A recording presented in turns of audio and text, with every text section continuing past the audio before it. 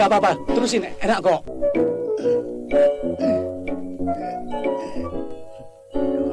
Gua udah dapat duit ini.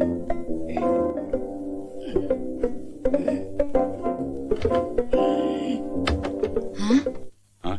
Siapa kamu, ha? Berani masuk kamar saya? Saya disuruh kasino ngerokin orang ini nih. Kurang ajar.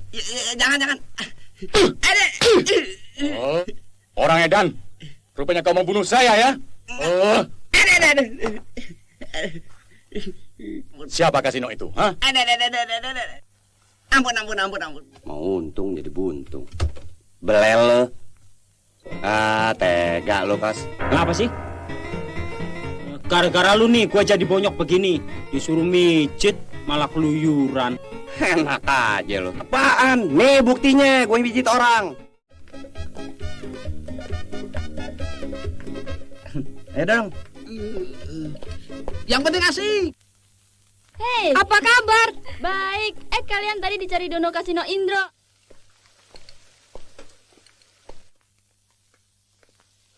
Hai! Hai!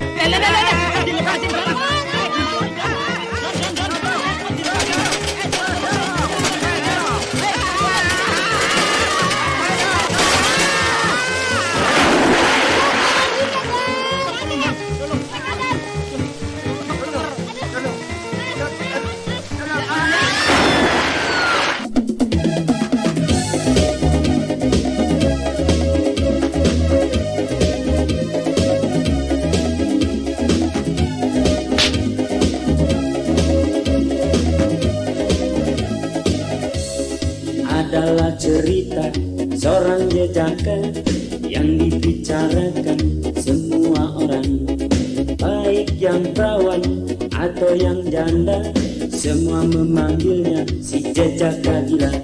Dan sandolam badai, dan sandolam badai. Assalamualaikum warahmatullahi wabarakatuh. Halo kaula muda Indonesia, apa kabar kamu di sana? Semoga semua pada sehat dan dilapangkan rezekinya ya. Selamat datang kembali di channel Lupus, cowok keren kalau dilihat dari lobang sedotan. Oke Cing, kita bernostalgia kembali. Kali ini Lupus masih menghadirkan alur film komedi dari trio legend yaitu Dono, Kasino, dan Indro. Film yang rilis di tahun 1990 ini berjudul Mana Bisa Tahan, yang disutradarai oleh Arijal dengan cewek-cewek caemnya yaitu Nurul Arifin dan Sally Marcelina. Biji mana kekonyolan dan kelucuan di film ini? Yuk siapin permen karet dan kuaci. Ayo kita ngopi bareng Lupus. Semua mata tertuju melihat padanya, aksi dan gayanya seperti orang kaya. Dia mungkin lupa simbol di kampungnya, meras tenaga. Mula-mula film ini di saat Dono yang mendapat telepon dari pacarnya bernama Cindy yang montok lagi di kolam renang. Dono dengan gombalan-gombalan ala Abu Nawas bisa menjadikan seorang Cindy yang high class bisa klepek-klepek jatuh cinta dengan Dono. Mendengar Dono gombalin Cindy di telepon, Indro dan Kasino yang lagi nonton TV merasa enek dan ngejebek. Dalam pikiran mereka, gantengan juga gua, ceweknya ketara kali ya, nanti kita kerjain Dro. Cindy pun suruh Dono untuk datang ke tempat biasa mereka janjian jam 12 siang besok. Dono pun akhirnya menyanggupi dan sudah kangen banget sama Cindy. Di saat Dono sudah tutup telepon mau gabung dengan Indro dan Kasino, tiba-tiba ada telepon bunyi lagi. Yang pas angkat Dono langsung nyerocos nggak permisi, yang dikira si Cindy telepon lagi. Dibilang masih kangen. Ternyata kali ini yang telepon adalah Windy dan masih berstatus pacarnya Dono. Dono pun gelagapan yang bilang lidahnya masih sakit. Jadi kesleo mau bilang Windy jadi Cindy. Ternyata Windy telepon ke Dono karena dia rindu banget pengen ketemu sama Dono, karena besoknya Windy sudah libur kerja. Dia pun minta janjian ketemuan dengan Dono jam 12 siang di tempat yang biasa Dono janjian sama dia. Yang membuat Dono agak kalang kabut karena harus janjian dengan dua cewek yang beda di satu waktu. Ini si Dono bener-bener bagus dukunnya, bisa gaet dua cewek caem sekaligus. Singkat cerita, Dono pun sudah stay bersama Windy di sebuah restoran yang lagi gombalin Windy yang si Dono bilang sangat mencintainya, sampai dia puasa 20 hari 20 malam. Windy yang merasa takut hubungan pacaran dengan Dono ketahuan bokapnya, dia akan nekat Kalau sudah ketahuan pasti kabur bawa koper segede gaban datang ke rumahnya Dono. Yang Dono bergidigan bilang jangan sampai ketahuan atuh Win. Windy pun mulai saat itu dia tidak akan takut dengan siapapun tentang hubungannya dengan Dono. Yang kemudian Dono menyuruh Windy untuk pulang. Kalau Windy mencintainya karena Dono ada urusan dengan sutradara bule. Dono pun menanyakan bill yang kemudian dia melohok melihat harganya. Yang dengan senyum-senyum Dono bilang tidak bawa uang kontan. Yang akhirnya Windy yang bayarin makan mereka. Karena cintanya sama Dono, Windy pun percaya aja. Dia pun pulang, pas banget Cindy datang senyum dan dadah ke Dono yang berpapasan dengan Windy, membuat Dono gelagapan takut Windy melihat.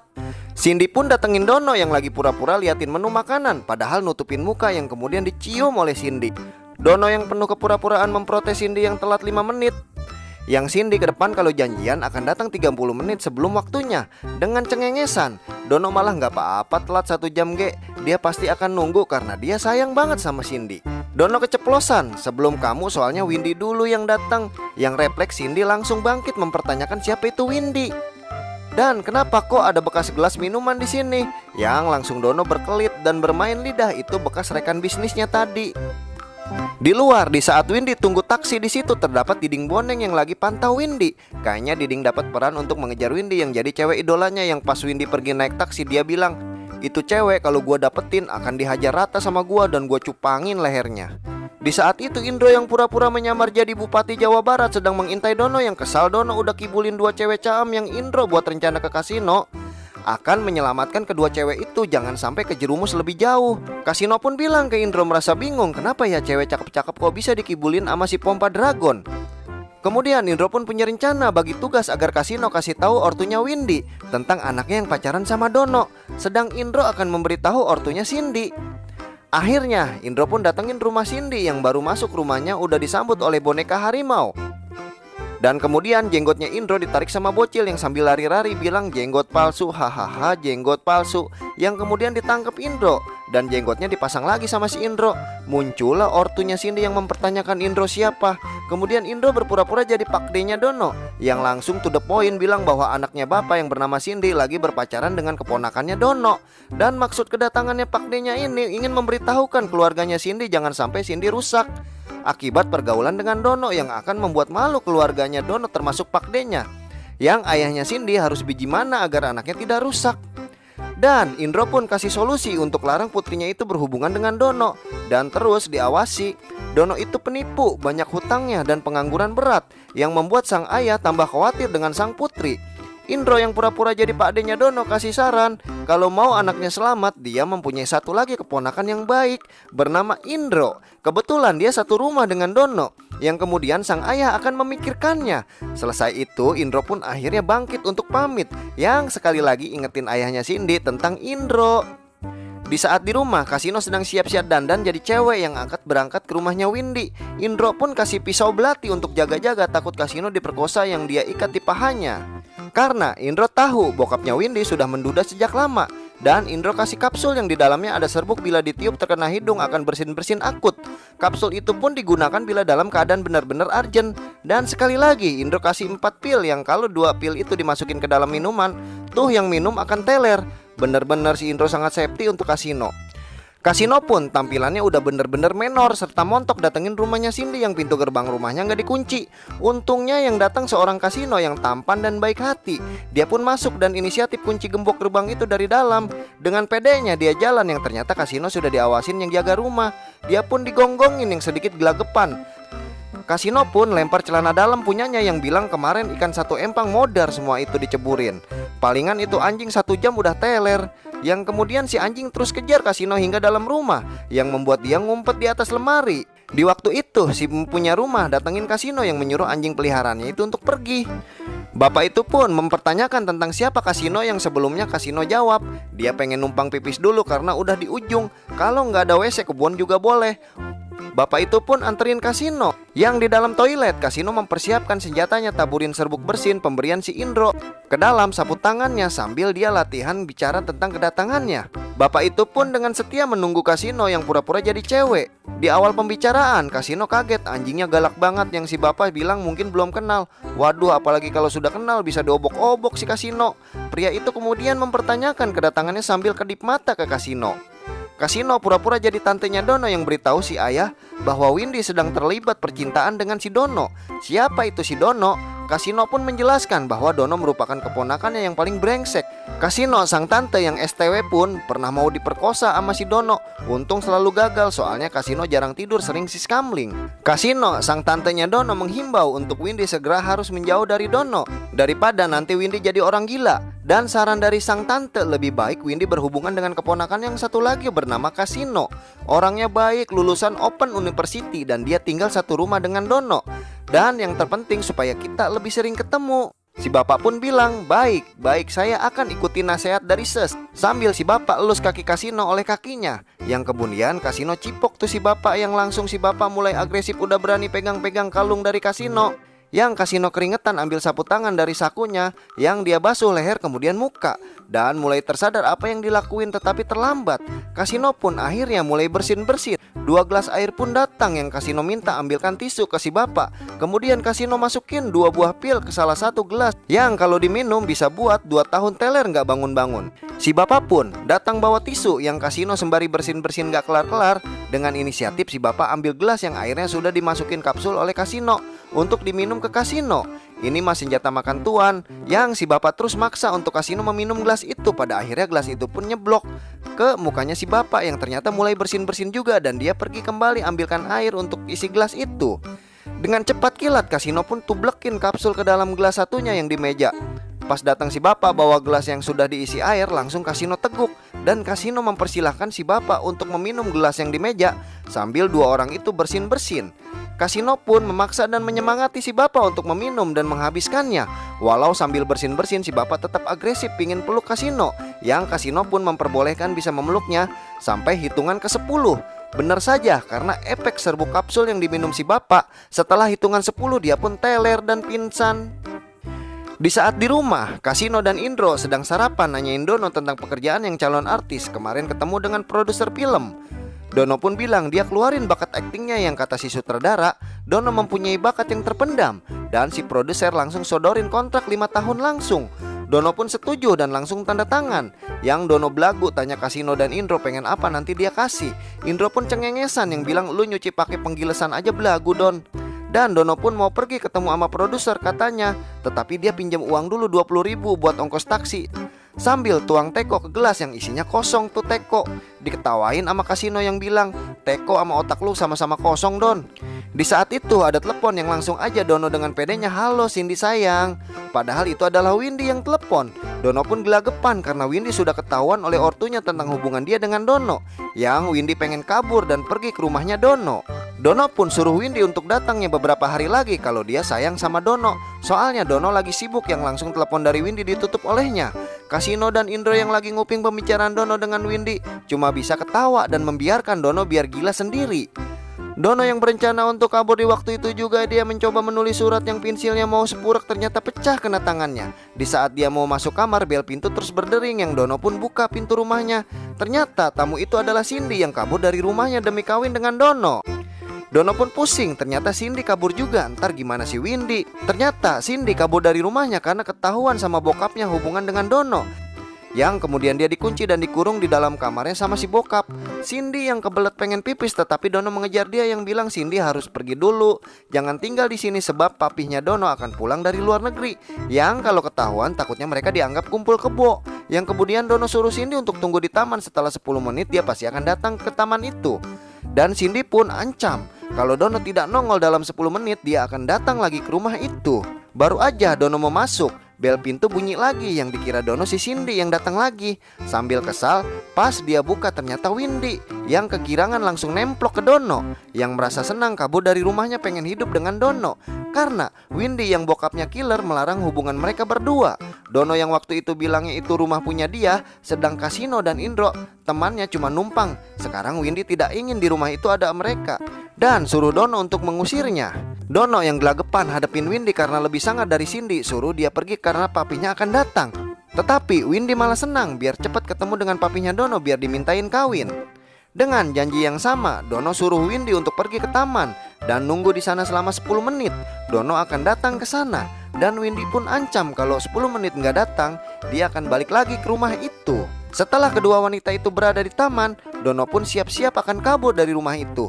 Yang nggak taunya bel rumah bunyi lagi. Ternyata kali ini yang datang orang tuanya Windy yang langsung jambak baju Dono langsung nyerocos. Yang merupakan keturunan ningrat suruh Dono jangan main-main. Dan dia tanyain putrinya diumpetin di mana.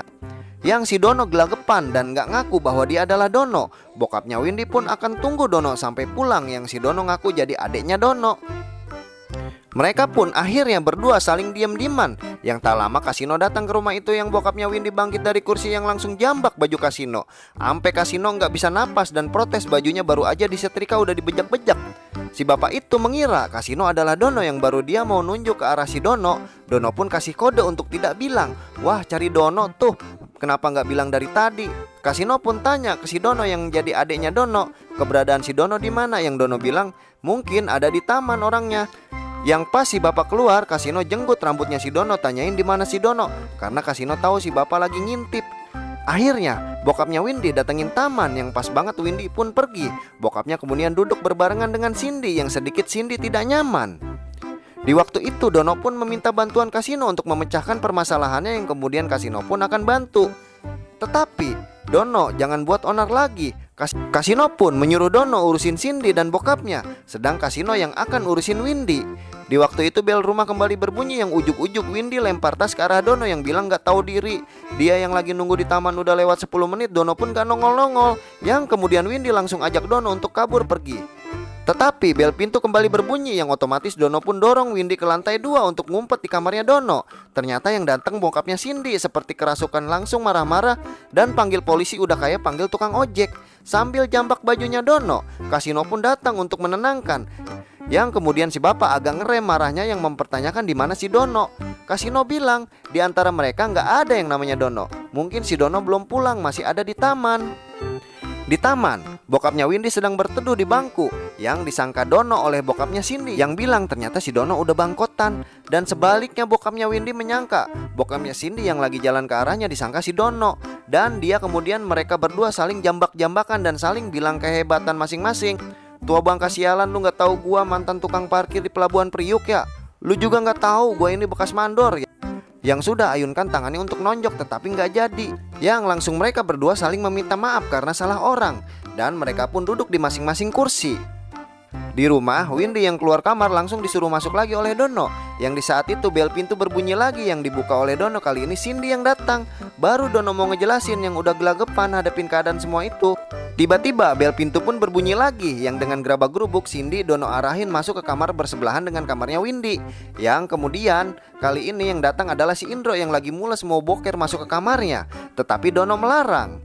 Dan Kasino pun datang kasih tahu Indro bahwa kamarnya sudah terkunci dari dalam. Yang Indro langsung connect, berarti ada orang dong di dalam kamar gue. Indro pun disuruh boker oleh Kasino di pom bensin ujung jalan. Yang langsung ancam Dono, awas lu kalau itu kamar belum kebuka abis gue pulang, muka lu gue bacem Don. Di antara Cindy ataupun Windy mereka bolak-balik buka pintu yang Dono merasa pusing untuk mengaturnya. Dengan bel pintu berbunyi lagi yang datang bokapnya Windy yang ingin nunggu Dono di dalam rumah. Dono pun lama-lama sawan bisa dirujak oleh mereka-mereka. Yang pintu kamar selalu bunyi kresek-kresek yang bokapnya Windy curiga. Tetapi Dono bilang itu mungkin kucing peliharaannya dia dan langsung pergi untuk periksa. Dono pun masukin kamar yang di dalamnya ada Windy sedang gobrak-gobrak bangku. Dan Dono ngejelasin papihnya masih di luar. Windy kesal, dia di kamar terus, kalau ada butuh apa-apa biji mana untuk panggil si Dono. Yang Dono bilang kalau manggil dirinya mengeong-ngeong aja 3 kali kayak suara kucing. Pas Dono keluar dan kembali ke ruang tengah terdengar suara kaca pecah yang ternyata datang dari kamar yang di dalamnya ada Cindy yang merasa sumpek di dalam kamar terus.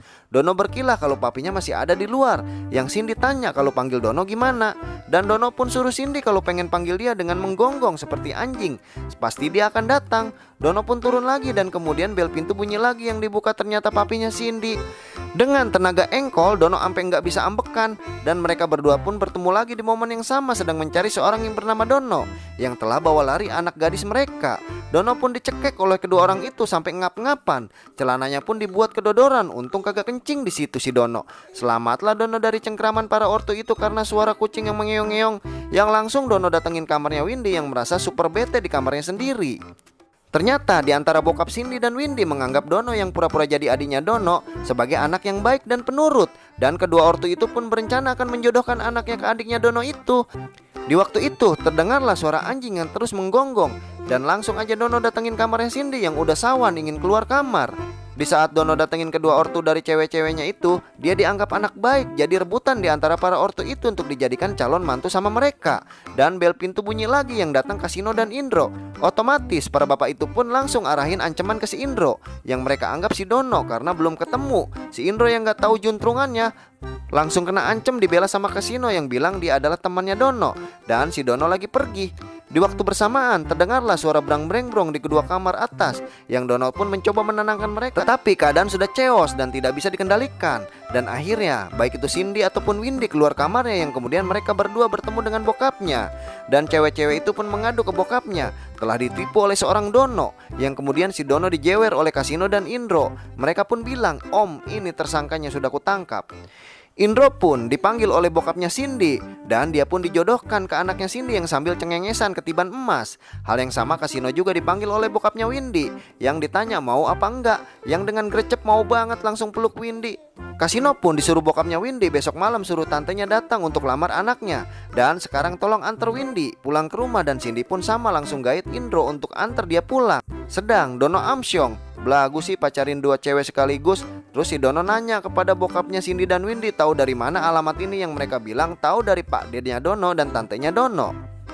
Dono pun sudah menyangka dia pasti dikerjain oleh Indro dan Kasino, yang di dalam suasana kesal Dono mau hidupin TV, tetapi dia tersetrum dan mau setel video, kasetnya mental lagi lempar ke wajahnya Dono. Sungguh hari yang apes untuk si Dono.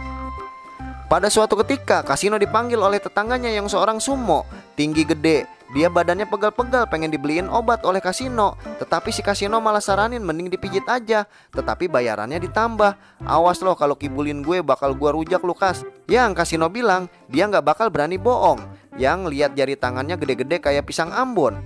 Dono yang nguping dan lihat si Kasino sedang urusan dengan si Kang Sumo, berencana akan balas dendam ke Kasino, yang Dono datengin kamar si Kang Sumo dengan membalik pintu kamarnya dari 9 jadi 6, dan kamar sebelah yang 6 jadi 9. Kasino yang datangin Indro langsung transaksi objekan sebesar 30.000, yang Kasino tahu Indro punya basic pijat dan kerokan. Indro pun disuruh Kasino untuk pijit temannya seorang Kang Sumo di apartemen sebelah nomor 9. Soalnya besok dia mau bertanding dan sekarang badannya pada pegel. Indro pun mengiyakan bahwa urusan pijit adalah masalah sepele dan gampil. Sekarang juga Indro meluncur. Yang Kasino bilang, pas lu masuk kamarnya gak usah banyak bicara, pas ketemu orangnya langsung aja lu kerok dan pijit ya Dro. Ternyata kamar nomor 9 yang sudah dibalik oleh Dono nomornya, isinya adalah seorang muangtai yang lagi merem tengkurap karena disuruh pacar yang lagi di kamar mandi akan memberikan kejutan. Indro pun dengan semangat langsung masuk kamar itu, yang dia lihat orangnya lagi tengkurap. Yang ujung-ujung Indro keluarin balsam dan koin, langsung dia kerokin tuh orang. Mungkin si pria pikir yang lakuin itu adalah pacarnya yang sudah kasih kejutan untuknya. Pas ceweknya selesai mandi dan melihat sang pacar lagi dikerokin sama si Indro, dia pun kaget dan tanya si Indro itu siapa. Yang langsung si Indro diangkat dan dikepret bulak-balik sama si pria muangtai. Ternyata Dono datengin Kang Sumo yang hasut dia bahwa Kasino adalah seorang pembohong, cuma ambil duitnya doang. Badan doang gede, otaknya blow on. Itu kata Kasino, bilang mana coba sampai sekarang tukang urutnya belum datang juga. Kang Sumo pun meradang dan dengan jiwa kesatrianya dia pun merasa diinjak-injak oleh seorang Kasino, yang di saat keluar Kang Sumo mendengar di balik kamar nomor 9 ada suara cowok yang lagi dibacem mengerikan kesakitan.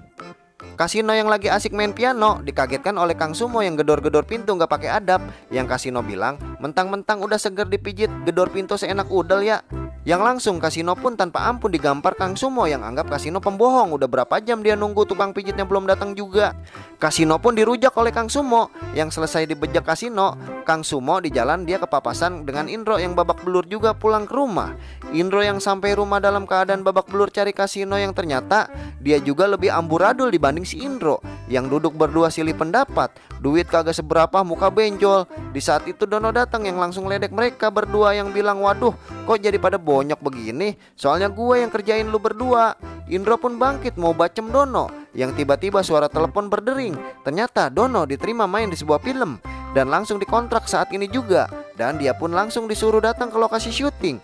Tetapi sambil berangkat ke lokasi syuting, Indro dan Kasino minta antar Dono ke rumah sakit. Yang sudah di RS, Indro dan Kasino naik kursi roda. Pas banget si Dono meleng di saat Cindy dan Windy manggil dirinya, yang membuat kursi roda itu pun ngegrolong melaju kencang menuju kolam. Selesai filmnya. Oke Cing, terima kasih ya udah ikutin Lupus ngecobrak. Semoga kamu dilimpahkan rezekinya dimanapun berada. Sampai jumpa di alur cerita film selanjutnya. Wassalamualaikum warahmatullahi wabarakatuh. Ketetapan hati kini kau sadari, tiada lagi arah